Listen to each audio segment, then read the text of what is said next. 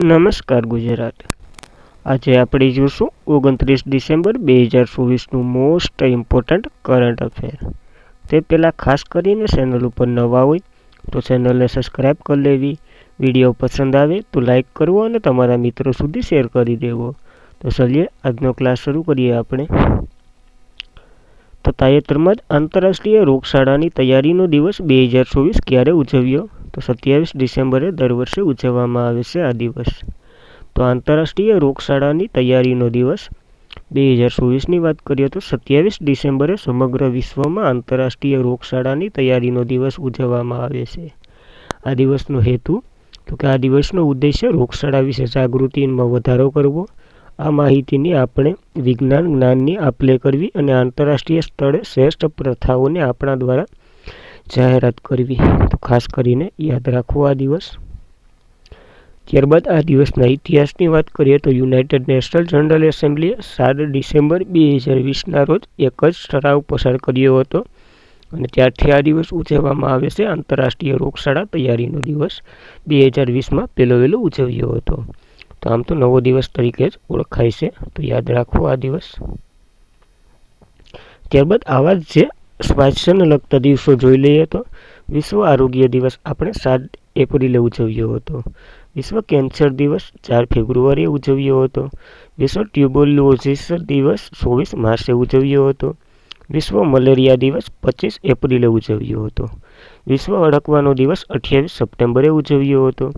વિશ્વ ડાયાબિટીસનો દિવસ 14 નવેમ્બરે ઉજવ્યો હતો. વિશ્વ એઇડ્સ દિવસ 1 ડિસેમ્બરે ઉજવ્યો હતો અને વિશ્વ હોમિયોપેથી દિવસ 10 એપ્રિલે ઉજવ્યો હતો. આંતરરાષ્ટ્રીય યોગ દિવસ 21 જૂને ઉજવ્યો હતો પ્રથમ વખત. તો આ માહિતી યાદ રાખવી. બધી દિવસો શ્વાસને લગતા છે, તો એ જોઈએ. ત્યારબાદ સંરક્ષણ મંત્રાલયે 7700 કરોડ કિંમતે સ્વસંચાલિત કયા હથિયાર માટે લાસ્ટ એન્ડ ટુબ્રો સાથે કરાર કર્યા છે? તો K9 વજ્ર સાથે કરાર કર્યા છે આના માટે. તો સંરક્ષણ મંત્રાલય જેના મંત્રી રાજનાથસિંહ છે એને 7700 કરોડ કિંમતે સ્વસંચાલિત ટ્રેક આર્ટિલરી ગન માટે લાસ્ટ એન્ડ ટુબ્રો સાથે કરાર કર્યા છે. સંરક્ષણ મંત્રાલયે લાસ્ટ એન્ડ ટુબ્રોને જે લિમિટેડ છે એને 155 mm 52 કેલિબરની K9 વજ્ર ટી સેફ્ટ પોપેલસ ટેક આર્ટિલસ ગન ખરીદવા માટે કરાર પર હસ્તાક્ષર કર્યા છે. જે કુલ કિંમત તો કે 7700 પોઈન્ટ સમથિંગ, એ બધી નહીં યાદ રાખવાનું, ખાલી 7700 કરોડ યાદ રાખવાના. કિંમતે બાય ભારત શ્રેણીને તેની વાત કરવામાં આવી છે, તો યાદ રાખો આવા કરારો. ત્યારબાદ K9 વજ્ર એક બંદૂકની વાત કરીએ તો આ આર્ટિલર આધુનિક ટેકનોલોજી સજ્જ એક ગન છે જેમની ચોકસાઈ અને ઊંચાઈ ફાયર પાવર આપે છે. આ K9 વજ્ર તોપ 28થી 38 કિલોમીટરના અંતર સુધી મારી શકે છે, જેના કારણે લાંબા અંતરના દુશ્મનોને નિશાનું બનાવવાનું સરળ બનશે આનાથી, તો યાદ રાખવી. ત્યારબાદ લાસ્ટ એન્ડ ટુબ્રોની વાત કરીએ તો જેની રચના 1946માં થઈ હતી. મુખ્ય મથક મુંબઈ ખાતે છે અને અધ્યક્ષ S.N. સુબ્રમણ્યમ છે, તો યાદ રાખવા આ લાસ્ટ એન્ડ ટુબ્રો વિશે એટલી માહિતી. ત્યારબાદ ભારતની પ્રથમ બાયોબ્યુટ્યુમેન નેશનલ હાઈવેનું ઉદ્ઘાટન કયા રાજ્યમાં થયું છે? તો મહારાષ્ટ્રમાં આનું ઉદ્ઘાટન થયું છે. તો ભારતની પ્રથમ બાયોબ્યુટ્યુમેન નેશનલ હાઈવેનું ઉદ્ઘાટન મહારાષ્ટ્રમાં થયું છે અને ભારતનો પ્રથમ બાયોબ્યુટ્યુમેન નેશનલ હાઈવે ઉદ્ઘાટન નીતિન ગડકરી દ્વારા કરવામાં આવ્યું છે મહારાષ્ટ્રમાં. આની વાત કરીએ તો ઔદ્યોગિક બાયોટેકનોલોજી આગ્રણીય લિગ્નિસ આધારિત બાયોબ્યુટ્યુમેન સાથે બનેલા ભારતનો પ્રથમ રાષ્ટ્રીય ધોરીમાર્ગનું અનાવરણ કર્યું છે નીતિન ગડકરીએ. જે તો કે અશ્મિમાંથી મળેલા બિટ્યુમેન પર્યાવરણને અનુકૂળ વિકલ્પ છે. ટૂંકમાં ડામરનો રોડ બનતો હવે એ બિટ્યુમેન ઉપર બનશે. શ્રી નીતિન ગડકરીએ માર્ગ પરિવહન અને ધોરી મંત્રી છે આપણા એ. નેશનલ હાઈવે 44 નાગપુરથી માનસ બાયપાસ ખાતે રસ્તાનું ઉદ્ઘાટન કર્યું અને આ હાઈવે પુણે સ્થિર બાયોટેકનોલોજી કંપની પ્રાણ institution centre road research institution દ્વારા બનાવવામાં આવ્યો છે. તો ખાસ કરીને બે કંપની છે, કઈ તો કે બાયોટેકનોલોજી કંપની અને પ્રાણ ઇન્સ્ટિટ્યુશન અને સેન્ટ્રલ રોડ રિસર્ચ ઇન્સ્ટિટ્યુશન, આ બંને નામ પર યાદ રાખવા. ત્યારબાદ બાયોબિટ્યુમેન્સ રોડની વાત કરીએ તો સેમ બને.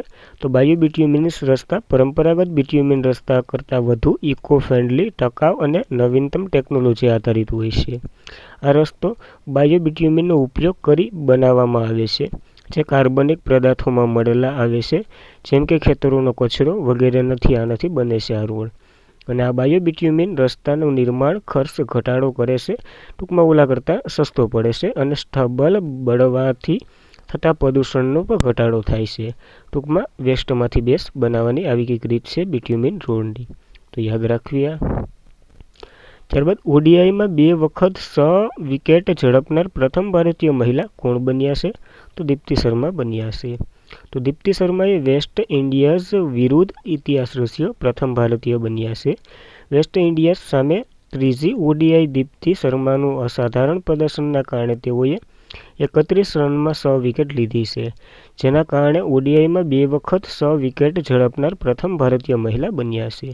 તો યાદ રાખવી, ખાલી વન લાઈનર સ્વરૂપે દીપ્તિ શર્મા બન્યા છે 2 વખત 100 વિકેટ ઝડપનાર ભારતીય ઓડીઆઈમાં. કોણ? દીપ્તિ શર્મા. ત્યારબાદ સાહિત્ય અને સમાજ સુધારક વર્તુળોમાં એમટી તરીકે જાણીતા 91 વર્ષની વયે અવસાન થયું છે. મલયાલમ લેખક છે, તો એમટી વાસુદેવ આનું નામ છે. તો મલયાલમ લેખક 91 વર્ષની વયે અવસાન પામ્યા છે. સાહિત્ય અને સમાજના વર્તુળમાં એમટી તરીકે જાણીતા 91 વર્ષની જે લેખકે 2 અઠવાડિયા પહેલાં કાર્ડિયો આ કંઈ નહીં પૂછે કે એના કારણે અવસાન થયું છે, કઈ હોસ્પિટલમાં થયું છે, આપણે એના એવોર્ડો યાદ રાખવા અને કઈ લેખક હતા એ યાદ રાખવું. એવોર્ડોની વાત કરીએ તો કેરળમાં તેમનો જન્મ થયો હતો. કેરળ જ્યોતિ 2022માં કેરળ સરકાર દ્વારા આપવામાં આવેલું સર્વોચ્ચ નાગરિક પુરસ્કાર છે, કેરળ જ્યોતિ. નાગરિક પુરસ્કાર, જ્યારે જ્ઞાનપીઠ પુરસ્કાર 1995માં મળ્યો છે અને પદ્મભૂષણ 2005માં મળ્યો છે. તો યાદ રાખવા એવોર્ડો આના. ત્યારબાદ રાષ્ટ્રપતિ મુર્મુએ વિવિધ ક્ષેત્રોમાં શ્રેષ્ઠ માટે કેટલા બાળકોને પ્રધાનમંત્રી રાષ્ટ્રીય બાળ પુરસ્કાર એનાયત કરવામાં આવ્યો છે? તો ટોટલ 25 સુધી આપી શકે, પણ આ વખતે 17ને આપ્યા છે. તો રાષ્ટ્રપતિ દ્રૌપદી મુર્મુએ વિવિધ ક્ષેત્રોમાં શ્રેષ્ઠ માટે 17 બાળકોને પ્રધાનમંત્રી રાષ્ટ્રીય બાળ પુરસ્કાર એનાયત કર્યા છે. રાષ્ટ્રપતિ દ્રૌપદી મુર્મુએ ગુરુવારે કલા, સાંસ્કૃતિક, રમતગમત અને નવીનતા સહિત વિવિધ ક્ષેત્રોમાં તેમના અસાધારણ જે કિંમત અને ઉત્કૃષ્ટ સિદ્ધિઓ માન્યતા આપવા માટે 17 બાળકોને પ્રધાનમંત્રી રાષ્ટ્રીય બાળ પુરસ્કાર એનાયત થયા છે.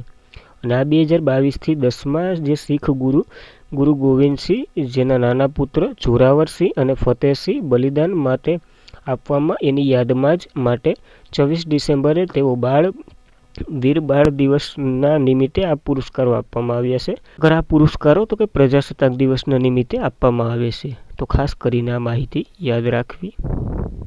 ત્યારબાદ કેન્દ્રીય મહિલા અને બાળ વિકાસ મંત્રાલય દ્વારા આ પુરસ્કારો આપવામાં આવે છે અને ભારત દ્વારા 1996ના સ્થાપિત કરવામાં આવ્યું છે, એટલે કે ત્યારથી આપવામાં આવે છે આ પુરસ્કારો. પ્રધાનમંત્રી રાષ્ટ્રીય બાળ પુરસ્કાર વિજેતા મેડલ, પ્રમાણપત્ર અને 1 લાખ રૂપિયાનું રોકડ પ્રમાણપત્ર અને ટૂંકમાં પ્રમાણપત્ર અને 1 લાખ રૂપિયા આપવામાં આવે છે મેડલ સાથે. જ્યારે ગુજરાતની વાત કરીએ તો ગુજરાતના એક વ્યક્તિ છે વ્યાસ ઓમ જીગન્નેશ, જે 17 વર્ષે ગુજરાતના છે. સ્ટ્રેબલ પીપલ્સથી પીડિત હોવા છતાં તેને આ પુરસ્કાર મળ્યો છે.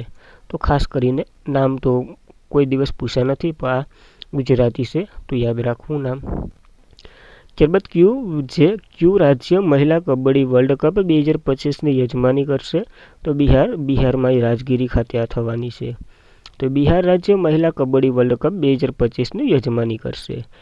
બિહારની વાત કરીએ તો March 2025માં Rajgiri sport academy indoor હોલમાં મહિલા કબડ્ડી વર્લ્ડ કપનું આયોજન કરવાનું છે. ભારત, ચીન, જાપાન, દક્ષિણ કોરિયા અને અન્ય 14 બીજા દેશો આમાં ભાગ લેશે. જ્યારે પાટલીપુત્ર સ્પોર્ટ કોમ્પ્લેક્સ પટના ખાતે 2012માં પ્રથમ આવૃત્તિ બાદ બિહાર બીજી વખત આ કાર્યક્રમનું આયોજન કરી રહ્યું છે. અને મહિલા કબડ્ડી વર્લ્ડ કપ આંતરરાષ્ટ્રીય કબડ્ડી ફેડરેશન દ્વારા આનું આયોજન કરવામાં આવે છે, તો એની વાત કરી લીધી. જ્યારે મહિલા કબડ્ડી વર્લ્ડ કપ આ આંતરરાષ્ટ્રીય કબડ્ડી સ્પર્ધા છે, જેની રચના 2012થી દર વર્ષે રમવામાં આવતી એક વાર્ષિક ઇવેન્ટ છે, તો યાદ રાખવી આ માહિતી. ત્યારબાદ કોના દ્વારા સુપોષિત ગામ પંચાયત અભિયાનની શરૂઆત કરવામાં આવી છે? તો નરેન્દ્ર મોદીએ આ શરૂઆત કરી છે. તો પીએમ નરેન્દ્ર મોદીએ સુપોષિત ગામ પંચાયત અભિયાનની શરૂઆત કરી. આ તો કે વીર બાળ દિવસ નિમિત્તે કરી છે આ શરૂઆત. જ્યારે ભાવડા પ્રધાનમંત્રી છે શીખ ગુરુ બહાદુર અને બલિદાનને માન્યતા આપવા માટે નવી દિલ્હીમાં વીર બાળ દિવસ કાર્યક્રમમાં ભાગ લીધો અને તેમણે સુપોષિત ગામ પંચાયત અભિયાન શરૂ કર્યું. ટૂંકમાં પોષિત રાખવું બધીને. પોષણ સેવાઓ મજબૂત અને પાયાના સ્તરે સક્રિય જે ભાગીદારીને પ્રોત્સાહન આપવા માટે પોષણ પરિણામ સામુદાયિક સુખાકારીનો વધારો કરવાનું છે અને આ એક નવી પહેલ છે, તો યાદ રાખવી. અને ભારત 2047 સુધીમાં વિકસિત ભારત, સ્વાસ્થ્ય ભારત અને તેમાં સ્વાસ્થ્ય ભારત બનવા માટેની એક પહેલ છે. તો 2047 સુધીમાં બધી કમ્પ્લીટ કરી નાખવાનું છે. ત્યારબાદ કયો દેશ ભારતીય સરહદની નજીક બ્રહ્મપુત્રા પર વિશ્વનો સૌથી મોટો ડેમ બનાવી રહ્યું છે? તો ચાઇના બનાવી રહ્યું છે. તો આનાથી બાંગ્લાદેશ અને ભારતને બ્રહ્મપુત્રાનું પાણી ઓછું મળશે. તો ચીન ભારતની સરહદ નજીક બ્રહ્મપુત્રા પર વિશ્વનો સૌથી મોટો, જે વાત કરીએ તો 137 બિલિયનનું ડેમને મંજૂરી આપી છે રૂપિયામાં. ચીને તિબેટના બ્રહ્મપુત્રા નદી નજીક વિશ્વનો સૌથી મોટો બંધ બાંધવાની યોજના ધરાવ્યું અને આ બહાર પાડ્યું.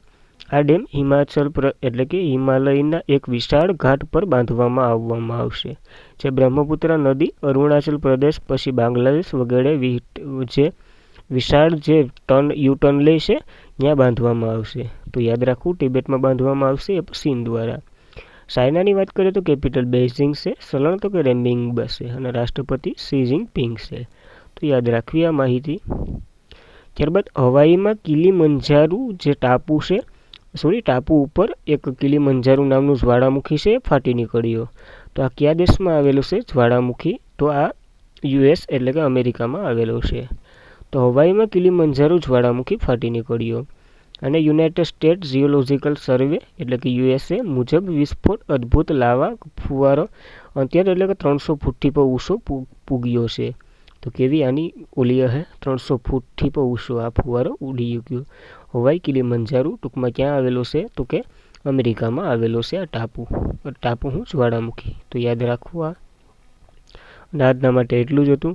ખાસ કરીને મિત્રો, વિડીયો પસંદ આવે તો લાઇક કરો, તમારા મિત્રોને શેર કરો અને ચેનલ પર પહેલી વાર હોય તો ચેનલને સબસ્ક્રાઈબ પણ કરી લેવી. Thank you for watching this video. જય હિન્દ, જય ભારત.